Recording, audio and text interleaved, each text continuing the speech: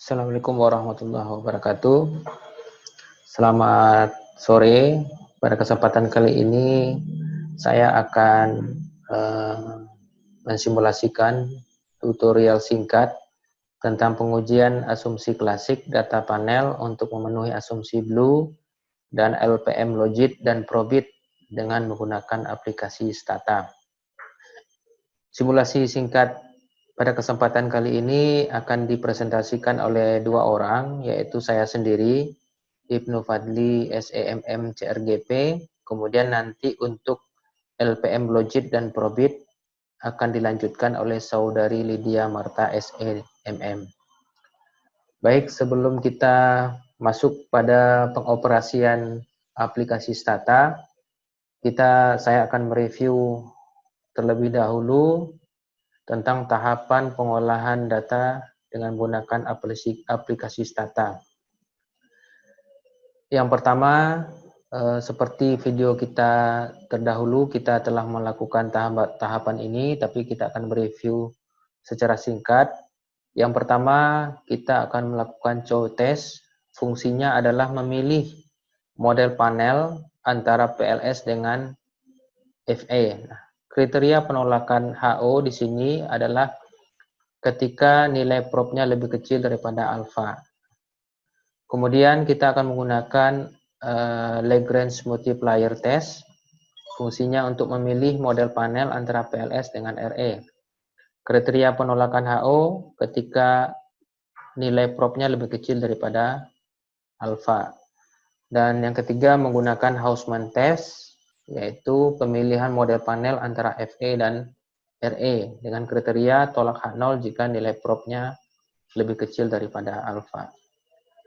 Sesuai dengan video pengolahan data Stata yang telah kita bicarakan pada sesi sebelumnya, didapatkan bahwa nilai probnya sama dengan 0,0133. Artinya nilai prob lebih kecil daripada nilai alfa, sehingga tolak H0 artinya model FE lebih baik. Kemudian ketika kita menggunakan Hausman test, kita mendapatkan nilai probnya 0,2029, artinya nilai prob lebih besar daripada alfa, sehingga H0 diterima, artinya model RE lebih baik. Baik, kita lanjutkan untuk uji asumsi klasik. Pada simulasi ini, saya akan mempresentasikan tahapan yang pertama. Seperti biasa, kita harus melakukan import data dari data Excel spreadsheet yang telah kita persiapkan. Tinggal browse, kemudian pilih data yang sudah kita persiapkan. Nah, jangan lupa untuk mengklik tanda import first row as variable names. Nah, kita centang di sini, kemudian OK. Kita OK-kan. Nah, kemudian kita bisa lihat hasilnya ya pada layar aplikasi Stata. Nah, ini angka-angka ini adalah angka-angka yang kita import dari data Excel. Data ini bisa kita verifikasi secara manual dengan membandingkan data pada aplikasi Stata ini dengan data Excel.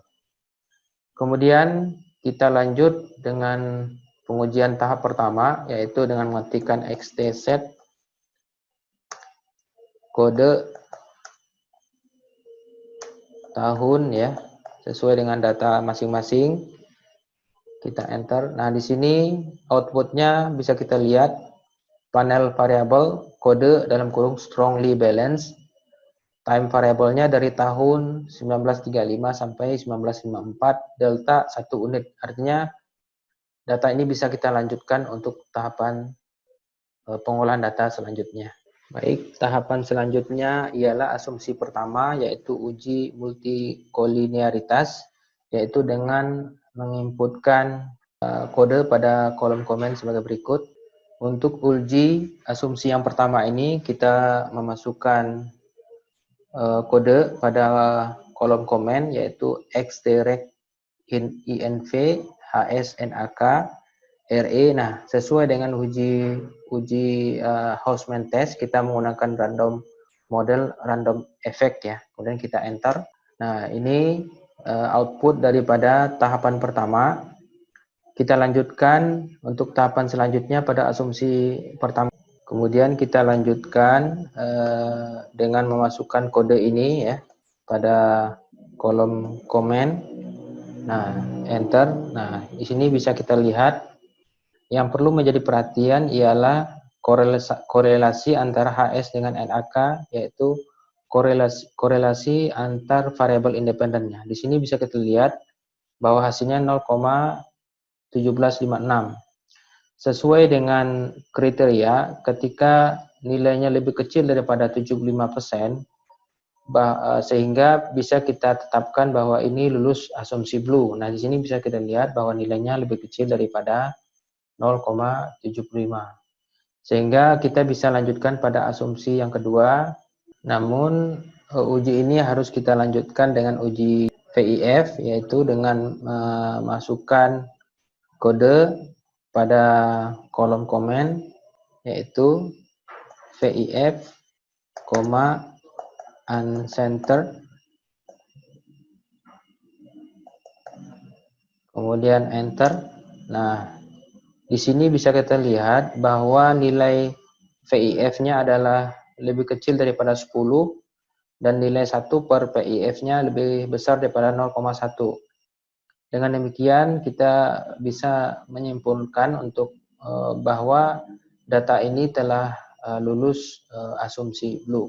Selanjutnya kita akan lanjutkan pada tahapan asumsi yang kedua. Baik, selanjutnya kita akan lanjutkan untuk uji heteroskedastisitasnya dengan mengetikkan kode pada kolom komen yaitu xttest3. Kita lanjutkan dengan tes heteroskedastisitas ya. Kita memasukkan kode ini ke kolom komen. Nah, enter. Nah, ini hasilnya bisa kita lihat bahwa nilai propnya adalah 0,000, artinya lebih kecil daripada angka alfa. Sesuai dengan asumsi heteroskedastisitas, artinya bahwa terdapat masalah heteroskedastisitas pada data ini. Namun pada simulasi kali ini kita tidak membahas bagaimana untuk mencari solusi daripada masalah heteroskedastisitas ini. Selanjutnya kita akan melakukan uji autokorelasi sebagai asumsi ketiga dengan mengetikkan X serial, INV, HS, dan NAK. Nah, di sini bisa kita lihat nilai propnya adalah 0,008, artinya lebih kecil daripada angka signifikan atau angka alfa. Dengan demikian, bisa kita simpulkan bahwa terdapat masalah autokorelasi pada model fixed effects ini. Namun, pada kesempatan kali ini, kita tidak membahas bagaimana cara untuk mengatasi solusi ini. Ini kita gunakan untuk latihan pada simulasi kali ini. Untuk selanjutnya, untuk pengolahan data dan profit akan dilanjutkan oleh Saudari Lydia Marta. Bismillahirrahmanirrahim. Saya akan mencoba mengerjakan tugas berikutnya, itu tentang LPM, Logit and Probit Model. Model yang bersifat diskrit, penggunaan regresi linear akan menghasilkan model yang tidak blue. Ada 3 pendekatan untuk model regresi binary response. Yang pertama yaitu Linear Probability Model atau LPM. LPM bekerja dengan dasar variabel Y yang merupakan probabilitas atau kemungkinan terjadinya sesuatu mengikuti Bernoulli Probability Distribution. Nah, saya akan mencoba mengerjakannya. Yang pertama, saya import data, yaitu saya mempunyai data tentang pengaruh kinerja keuangan dan laba terhadap kemungkinan perusahaan mengalami financial distress atau mengalami kebangkrutan. Nah, setelah data diimpor, nah berikutnya adalah kita ketikkan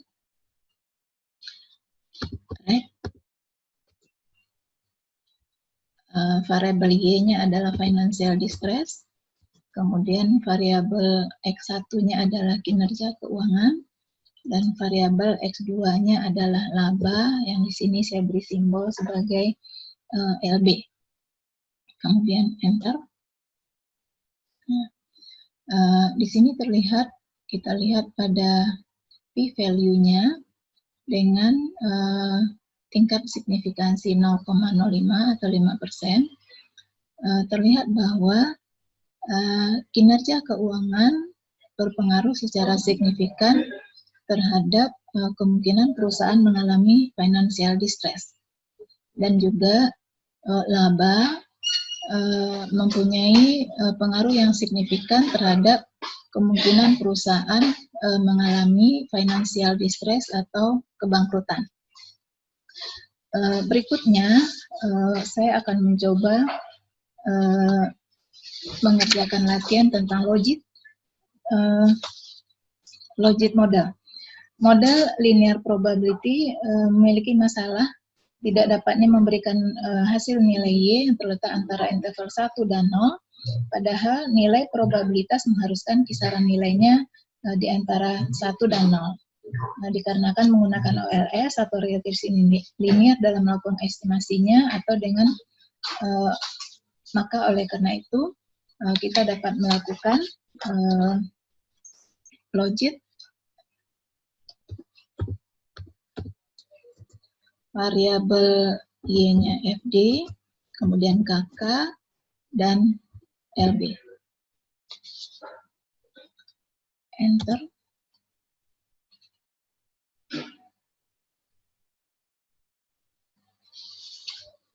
Nah, di sini juga terlihat dari p-value-nya di sini bahwa kinerja keuangan itu mempengaruhi kemungkinan perusahaan mengalami financial distress, dan juga laba juga berpengaruh terhadap kemungkinan perusahaan mengalami financial distress.